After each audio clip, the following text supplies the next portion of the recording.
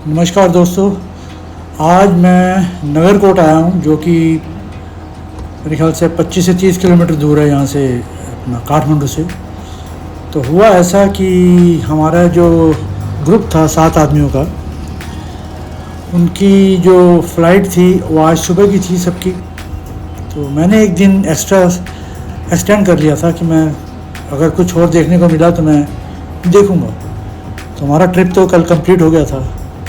तो मेरे को जो यहाँ पे जो टूर ऑपरेटर हैं वो बबीता जी, उन्होंने मुझे गाइड किया कि नगरकोट यहाँ से थोड़ी दूर में है और बहुत सुंदर जगह है।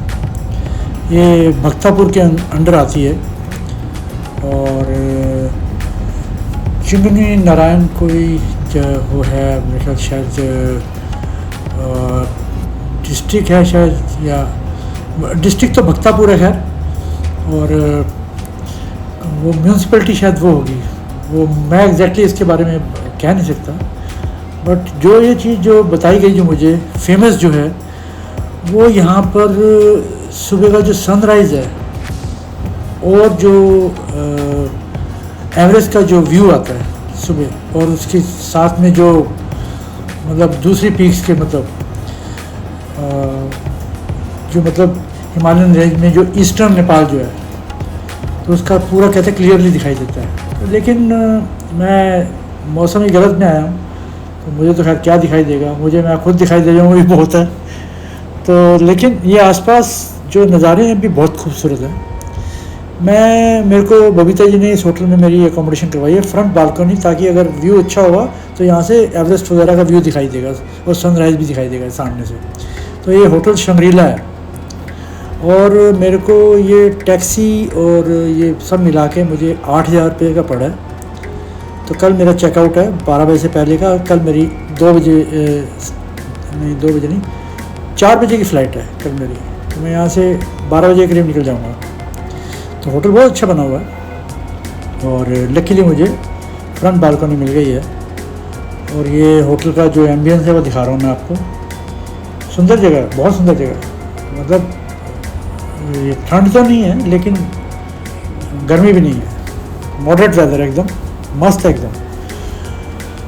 मेरा ये वीडियो बनाने का मकसद ये था कि जब मैंने इसको एक्सप्लोर किया तो मैंने बाद में अपने आप को सोचा कि यार अगर मैं वैसे चले जाता, एक दिन पहले चले जाता, तो शायद मैं ये चीज़ मिस कर जाता। तो ठीक है, मुझे एवरेस्ट का व्यू जिसके लिए मैं आया था वो नहीं मिलेगा मुझे, और ना ही सनराइज़ मिलेगा देखने को।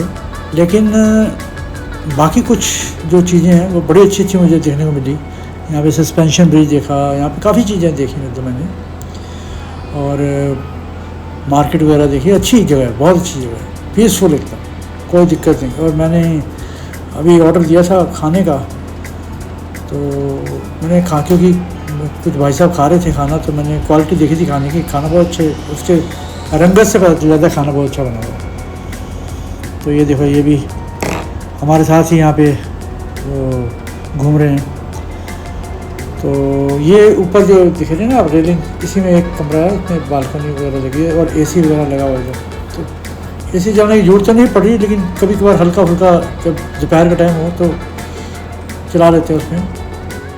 जो ये एरिया जो मैं बता रहा था वो चिंगनी नारायण है, और भक्तापुर डिस्ट्रिक्ट हो गया, और बागमती जो है प्रोविंस है, और 2195 मीटर इसका जो एलिवेशन है।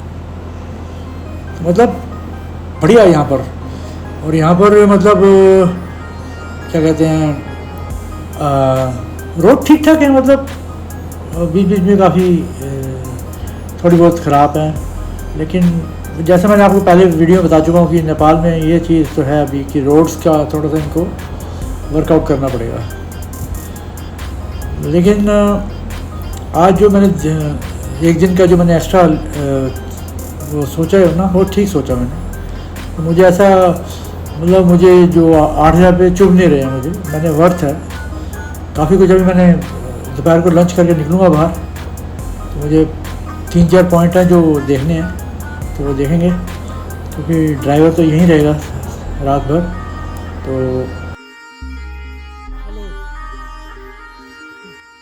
What's your name? My My name is Hari Khatri. Hari Khatri. Ji. You are from Nepal Yeah. and you are the chef. Chef. To chef. तो अभी शेफ़ आए तो मैंने उनको बताया यार अगर जो मेरी पसंद का कुछ बना दो तो I am very much thankful to you. तो बोलते कि नहीं कोई दिक्कत नहीं, आपको थोड़ा वेट करना पड़ेगा। मैंने कहा यार करेंगे वेट। तो कहते आप मेरे हाथ का खाना खा के देखो। मैंने कहा ठीक है यार। तो होपफुली खाना बहुत अच्छा मिलेगा। मुझे मैं बताया ना कि मैंने शक्ल देखी थी खाने की, तो मुझे ये देखिए सामने ना यहाँ से दिखाई, ये सामने मेरी बालकनी पीछे है और ये सामने माउंट एवरेस्ट का दिखाई देता है और यहीं से सनराइज भी आता है। 5:45 पे तो कहते हैं जब सुबह उसके ऊपर किरण पड़ती है ना बहुत सुंदर लगता है।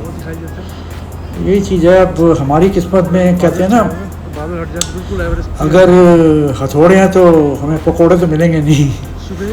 तो लेकिन इसका मुझे थोड़ा सा ये तो रहेगा कि ये देखने को नहीं मिला क्योंकि बार बार तो नेपाल नहीं आया जा सकता क्योंकि कोई मतलब सस्ता ट्रिप तो है नहीं है। तो ये देखिए होटल की बिल्डिंग काफ़ी लंबा चौड़ा है, मतलब अच्छी प्रॉपर्टी बनाई हुई है और मतलब साफ़ सुथरा एकदम। ये अच्छी चीज़ है, साफ़ सुथरा एकदम। तो बता रहे थे कि शाम को रश आता है, तो सैटरडे और संडे को रश ज़्यादा होता है यहाँ पर। ये रिसेप्शन एरिया है इनका और ये इन्होंने वॉच लगा रखी, चाइना की टाइम लगा रखे हैं, इंडिया का और लंदन का। ये सिटिंग अरेंजमेंट है अपना किचन जैसा अपना डाइनिंग हॉल का। तो अच्छा है, मतलब देखने में सब कुछ अच्छा है। अब मेरा खाना आ गया शायद, हाँ आ गया शायद खाना। ये देखिए ये नेपाली खाना बनाया उन्होंने, चिकन दाल वगैरह सब और ये चावल वगैरह। तो ये जी है खाना, हमने खा लिया। खाना बहुत स्वाद था और खाने का मज़ा आ गया एकदम। तो ये हमारी कार खड़ी है और ये होटल का जो बैकयार्ड है वो है, यहाँ पार्किंग है। तो अभी मैंने ड्राइवर साहब को बुलाया है, मैं कहा चलते हैं यार ज़रा घूमने। खाना खुना खा लिया, तैयार हो गए हैं, तो थोड़ा सा बाहर घूम कर आते हैं क्योंकि फिर शाम को तो अंदर ही बैठना है। ये आ गए जी हम व्यू टावर, जो नगरकोट का बड़ा मशहूर है। यहाँ से भी इन्होंने जो व्यू टावर एक बना रखी है वो मतलब पाइपों से जोड़ के उसके ऊपर खड़े हो जाओ और दिखाई देता है एवरेस्ट का व्यू। तो ये है, ये सामने ये है व्यू टावर। तो मतलब अच्छा एरिया है, पीसफुल है, मतलब आदमी 2 दिन आराम से यहाँ काट सकता है, 2 से 3 दिन, इससे ज़्यादा नहीं। और ये कुछ लोग यहाँ पिकनिक मना रहे हैं और हरियाली बहुत है। मैंने देखा सबसे ज़्यादा जो मुझे पसंद आई ना, लश ग्रीन एकदम, क्या ज़बरदस्त है यार। मैंने कहीं पेड़ों की कटिंग कुछ नहीं देखी ऐसी, बहुत सुंदर लगता है इससे। उससे ना जब बारिश पड़ती है ना तो हरियाली और छा जाती है एकदम, तो बहुत सुंदर। हल्की हल्की आज बूंदाबांदी हुई थी जब मैं आ रहा था, बीच फिर बंद हो गई, फिर धूप निकल आई। लेकिन इतनी धूप नहीं निकली कि सारे जो माउंटेन्स क्लियर हो जाए, वो बादल क्लियर हो जाए और मुझे दिखाई दे जाए। तो भगवान जी कहते हैं कि भी कुछ अगले टाइम के लिए भी छोड़ो, तो अगली बार जब आओगे तब देखना। तो मुझे बताया गया कि अक्टूबर के एंड से लेके मार्च तक का पीरियड अच्छा होता है, तब एवरेस्ट पॉइंट बिल्कुल क्लियर दिखता है और जो उसके आसपास की जो चोटियाँ होती हैं वो बिल्कुल क्लियर दिखती हैं। तो देखेंगे अगली बार अगर कभी हमारा ऐसा प्रोग्राम बना और बजट हुआ हमारा, कभी पैसे आए तो फिर देखेंगे। फ़िलहाल तो अभी हम ज़रा जो मतलब जो मैंने स्पेंड किया उसी को एंजॉय कर रहा हूँ, क्योंकि अगली बार का ट्रिप कब बनेगा। मिडिल क्लास फैमिली में तो यही होता है कि आप जोड़ के फिर आते हो, तो एकदम मुँह उठा के तो आ नहीं सकते। तो अगली बार जब फिर जोड़ेंगे फिर आ जाएंगे। तो एवरेस्ट मेरा बहुत मन है देखने का। 1-2 चीज़ें मेरी लाइफ की हैं जिसको मैं मतलब जो इम्पॉसिबल थी, एक शायद पॉसिबल हो जाए, अभी मैं कंफर्म नहीं कर सकता, लेकिन मेरा ड्रॉ में नाम आ गया। जैसे मैंने पिछले वीडियो में बताया कैलाश मानसरोवर की यात्रा, तो ये वापसी नीचे उतर रहे हैं, उसमें मेरा नाम आ गया 3rd बैच में। तो हर बैच में 50 यात्री होंगे और मेरा वाया नथुला पास से रूट से आया है और जो पैकेज अराउंड जो पड़ेगा सब मिला के जिसमें $2400 चाइना को देने हैं और इंडिया को 60-70 हज़ार देने हैं, तो टोटल इंडियन जो कॉस्टिंग बता रहे हैं वो तो 283 की बता रहे हैं। लेकिन इसके सिवाय भी चाइना में जो आपने परिक्रमा के लिए घोड़ा वगैरह करना उसके लिए कम से कम 40-50 हज़ार रुपये वो, और उसके बाद छोटा मोटा खर्चा तो लाख रुपये और मार लो, तो ये 4 लाख के करीब का एक ट्रिप है एक आदमी का। लेकिन ये ट्रिप काफ़ी टफ़ है और ये जो रूट होते हैं, 2 रूट खोले इन्होंने, नथुला से और पिथौरागढ़ की गुंजी से। ये देखिए यहाँ से ऐसे दिखाई देता है ये माउंट एवरेस्ट। ये तो किसी ने खैर ज़्यादा ही क्लोज़ करके दिखा दिया, इतना तो नहीं क्लोज़ दिखाई देता होगा मेरे हिसाब से, लेकिन ये उन्होंने फ़ोटो लगा दी होगी, लेकिन दूर से दिखाई देता है। ये 7-8 चोटियाँ दिखाई देती हैं, अन्नपूर्णा, गौरीशंकर, एक बकालू, हाँ ये भी दिखाई देती है बताते हैं। तो ये 7-8 चोटियाँ यहाँ से बिल्कुल क्लियर दिखाई देती हैं, धौलागिरी भी। तो ये है जी, ये नेपाली आर्मी वॉर कॉलेज भी है इधर शायद, ये फ़ोटो लगा रखी है इन्होंने नगरकोट में।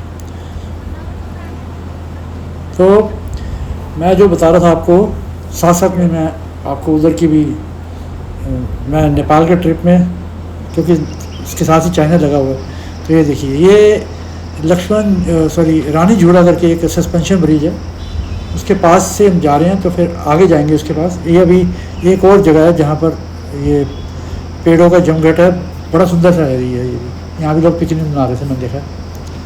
तो वो जो 2 रूट से, एक तो पिथौरागढ़ की गुंजी से और एक नथुला से। तो मैं नथुला से इसलिए जाना चाहता था कि नथुला कहते हैं बहुत खूबसूरत है, और लकीली उधर मेरा आ गया, और उधर 500 बंदा जाएगा और इधर से 250 जाएगा पिथौरागढ़ से। मेरा 3rd बैच में आया है, यानी कि अगर इफ़ एवरीथिंग इज़ गुड ना, तो 3 जुलाई को मैं चाइना में हूँगा, अगर मैं मेडिकली फिट हुआ, सब जगह जो उनके टेस्ट हैं, बड़े टफ टेस्ट हैं इनके। तो ये मेरा यहाँ आके मुझे न्यूज़ मिली है उसकी। मैं दिल्ली में रजिस्ट्रेशन करके आया था ऋषिकेश में ऑनलाइन, मुझे सपने में भी नहीं था कि मेरा ड्रॉ में नाम आ जाएगा। तो 5-5.5 हज़ार बंदा ने अप्लाई किया था, उसमें मेरा नाम आया है। तो खैर आगे भोले की मर्जी। तो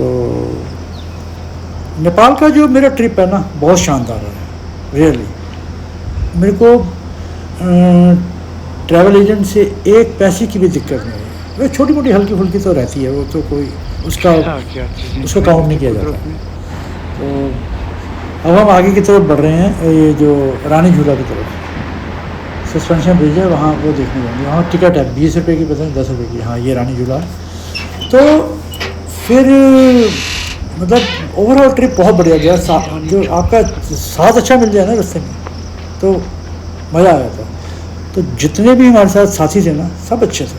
2 दिल्ली से थे, 2 गुजरात से थे और 2 बॉम्बे से थे। तो बहुत बढ़िया मतलब, और मतलब वक्त का पता नहीं चला। बल्कि जब आज वो सुबह चले गए और मैं यहाँ अकेला आ गया, तो थोड़ा सा कहते हैं ना मन उदास हो जाता है। तो वो होता है, सबके साथ होता है। तो ये हम नीचे उतर तो रहे हैं नीचे, लेकिन जब वापस ऊपर चढ़ेंगे ना तब आफत आएगी।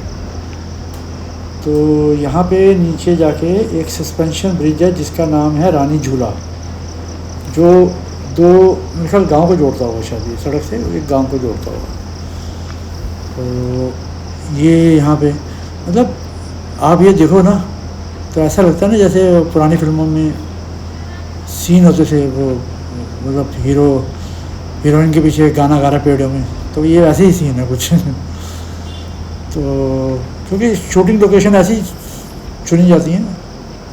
तो ये नीचे से देखो आ रहे हैं यंग बच्चे, एफर्ट इनको भी लग रही है। हम तो बूढ़े आदमी हैं, तो हमको इनसे ज़्यादा लगेगी। तो खैर अब हम यहाँ पे तो थोड़ा सा टाइम बिताएंगे, आधा घंटे के करीब, भैया कितने आधा पौना घंटे यहाँ बिता के फिर हम एक आधा पॉइंट और देखेंगे, फिर वापस होटल जाएंगे। और क्या नीचे देखने को? नीचे ये पुल है। बस हाँ, और झरना बह रहा नीचे, वो झरना कहाँ से दिखेगा? वो ठेठ नीचे जाना पड़ेगा। अरे साला छोड़ो परे, यहाँ तक जाके जो पुल तक। हाँ पुल तक जगह है बस, उसके बाद तो मैं ही खत्म हो जाएगा नीचे। सही है। हाँ, वो बहुत नीचे और। हाँ नहीं वो नहीं जाना।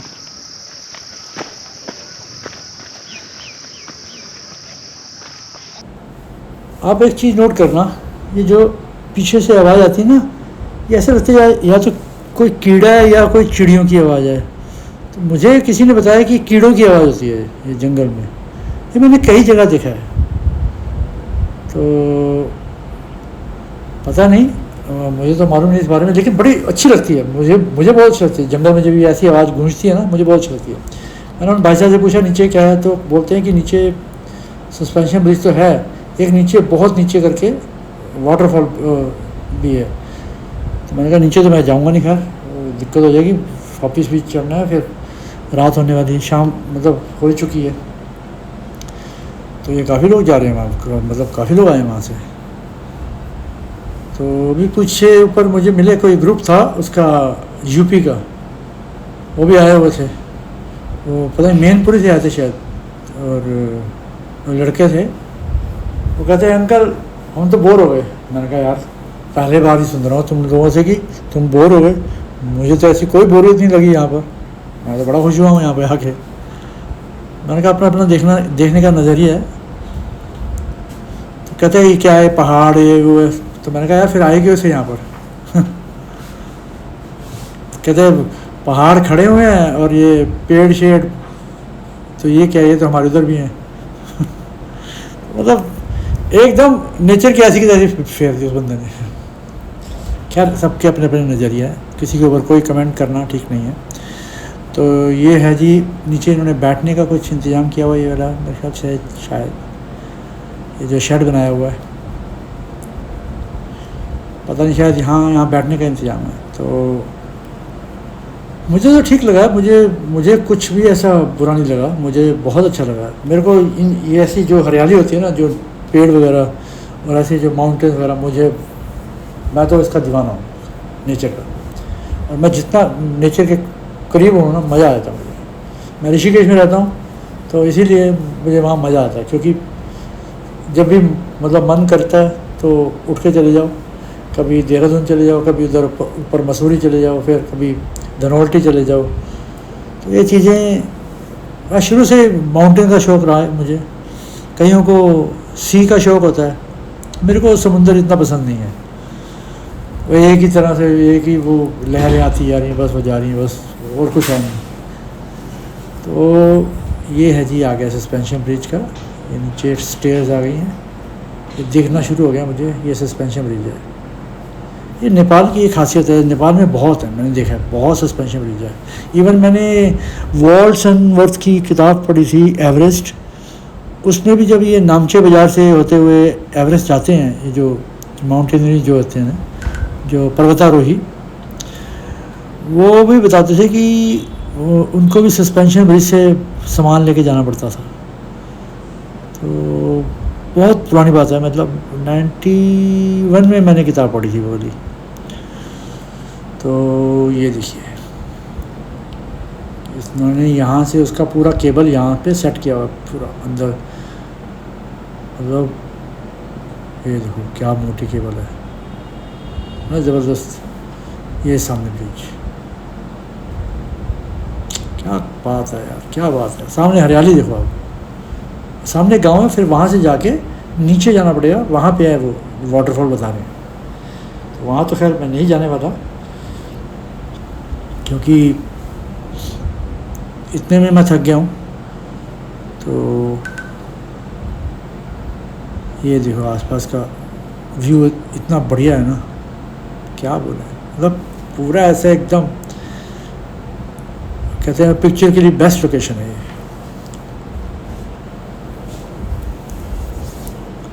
मेरे को तो ऐसी लोकेशन देख के हमेशा वो कोई ना कोई पुरानी पिक्चर का गाना याद आया था कि यार वो यहाँ पे होना चाहिए, रफ़ी साहब का या किशोर कुमार का। तो ये है जी सारा यहाँ का। मैं तो बिना प्लानिंग के यहाँ पर आया हूँ, तो मुझे वेदर भी वैसे ही मिलेगा ना, बिना प्लानिंग के जब आदमी आता है तो हर चीज़ तो नहीं मिल सकती।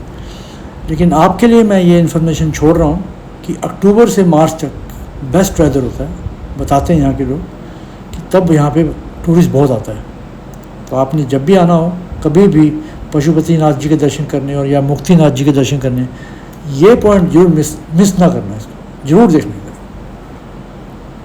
और एक और जो पॉइंट मैंने बताया था जो मुझे बहुत अच्छा लगा, वो चंद्रागिरी जो है, चंद्रागिरी जो हिल्स है, वो भी बहुत सुंदर है। उधर से भी एवरेस्ट का भी दिखाई देता है।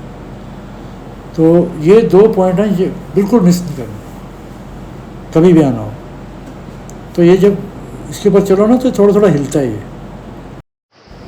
चलो जी, अब वापसी की जाए और अपनी मंजिल की ओर जाया जाए। थोड़ा सा आगे बढ़ते चलते हैं, फिर वापस चलते हैं, क्योंकि टाइम हो गया काफ़ी रात। मैं नहीं चाहता कि अंधेरा हो और फिर जाएं यहाँ से, क्योंकि अपने बारे में नहीं, अपने साथ जो सज्जन हैं, जो हमारे ड्राइवर साहब हैं, उनके बारे में भी सोचना चाहिए, ताकि वो भी शाम को जाके आराम से रेस्ट करें, क्योंकि कल फिर वापस जाना है। और कल सुबह तो हमने कुछ देखना नहीं है, कल रेस्ट करेंगे बस। कल सीधा यहाँ से निकलेंगे एयरपोर्ट। एयरपोर्ट हम पहुँच जाएंगे मेरे ख्याल से 2 घंटे में, और 2 बजे तक शायद ये वहाँ पहुँचा देंगे।